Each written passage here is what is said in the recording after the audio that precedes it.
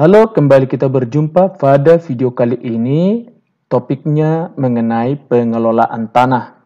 Bab 9, IPA SMP kelas 9 semester 2. Dan yang menjadi tujuan pembelajaran di sini sebagai siswa diharapkan mampu menjelaskan pengelolaan tanah yang baik. Dan yang pertama, pengelolaan tanah dengan cara konservasi. Pengelolaan tanah merupakan suatu proses mengelola tanah untuk menjaga dan meningkatkan kesuburan tanah. Jadi, upaya yang dapat dilakukan untuk menjaga agar nutrisi dan mineral dalam tanah tidak terbawa oleh aliran air akibat pengikisan atau erosi dapat dilakukan dengan cara konservasi tanah. Apa itu konservasi tanah? Konservasi tanah merupakan serangkaian upaya dan strategi untuk mencegah dan menghambat proses terjadinya pengikisan tanah dan perubahan struktur biologi dan kimiawi akibat kesalahan dalam pengolahan tanah. Yang pertama, mengenai konservasi tanah yang dapat dilakukan, yaitu pemilihan jenis vegetasi penutup lahan. Jadi untuk mengembalikan fungsi tanah yang terlanjur rusak diperlukan vegetasi yang sifatnya mampu bertahan kondisi tanah yang ekstrim. Nanti seiring berjalannya waktu, tanah akan kembali normal, sehingga dapat diganti dengan jenis tanaman penutup lahan seperti polong-polongan yang lebih bernilai ekonomis. Kenapa polong-polongan? Karena di dalam akar polong-polongan itu, di bintil-bintilnya itu, ada bakteri yang dapat mengikat nitrogen sehingga membuat tanaman akan lebih subur. Yang kedua, pengaturan kadar salinitas tanah. Di sini, untuk mencegah erosi diperlukan vegetasi penahan tanah. Untuk itu, sebelum kembali menanam vegetasi penutup lahan itu, diperlukan pengujian kadar garam dalam tanah tersebut. Jadi kadar garam atau salinitas yang tinggi tentunya harus segera dinormalisasikan, supaya vegetasi yang akan kembali ditanam dapat hidup dan berkembang secara cepat. Yang ketiga, pengendalian pH tanah. Jika tanah terlalu asam, menyebabkan sulitnya vegetasi untuk tumbuh.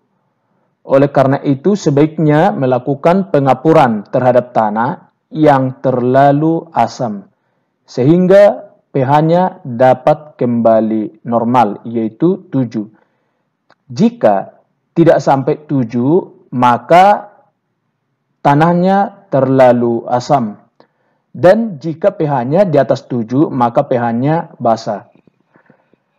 Alat untuk mengukur pH tanah ini disebut dengan pH meter. Gambarnya seperti ini. Yang keempat, memperkaya organisme penyubur tanah. Jadi, untuk penanggulangan erosi dengan cara melakukan konservasi tanah, salah satunya melestarikan organisme penyubur tanah seperti cacing tanah dan jenis mikroorganisme renik lainnya, sehingga semakin mempercepat kembalinya fungsi tanah ke bentuk semula. Yang kelima, membuat terasering.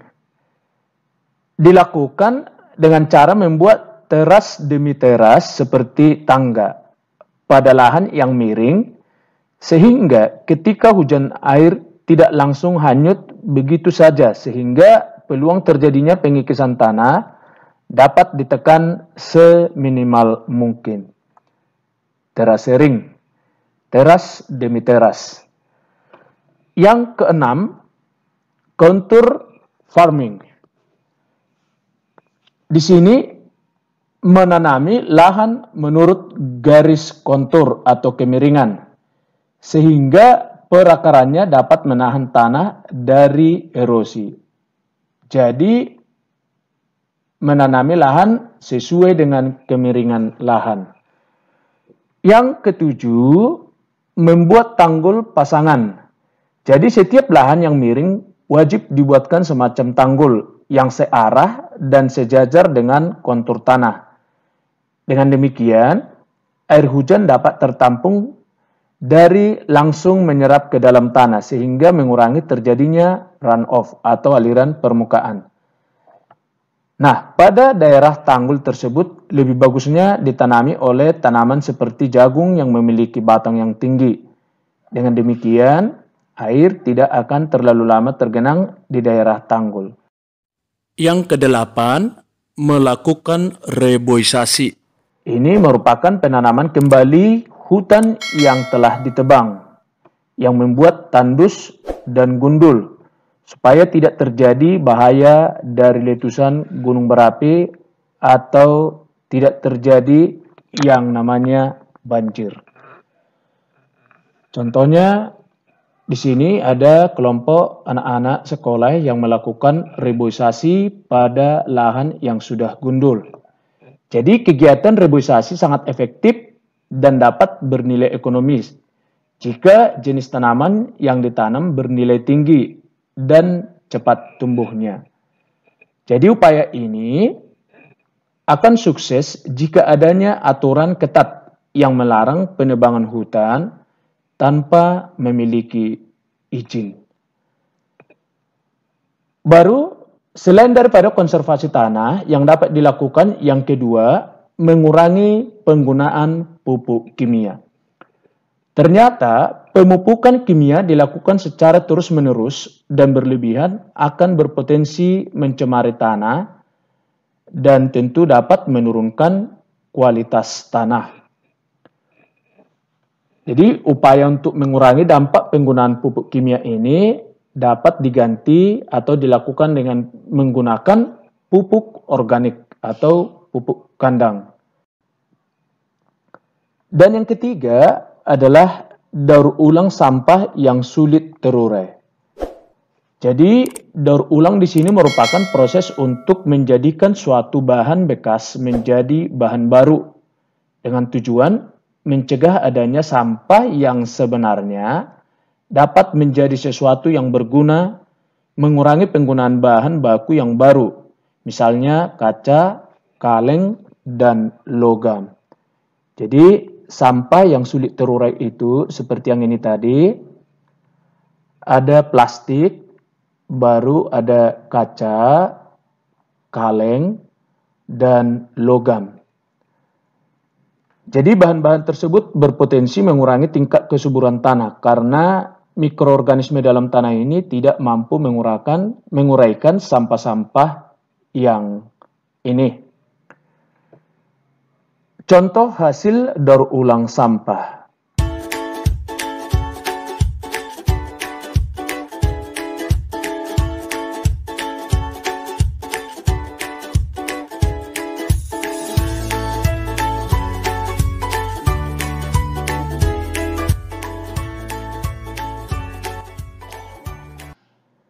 Oke, dari beberapa penjelasan tadi dapat kita simpulkan yaitu pengelolaan tanah dengan cara konservasi, yaitu yang pertama pemilihan jenis vegetasi penutup lahan, pengaturan kadar salinitas tanah, pengendalian pH tanah, memperkaya organisme penyubur tanah, membuat terasering, contour farming, melakukan reboisasi, dan selain konservasi, mengurangi penggunaan pupuk kimia, dan mendaur ulang sampah yang sulit terurai.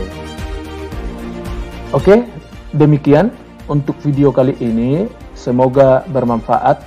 Sekian dan terima kasih.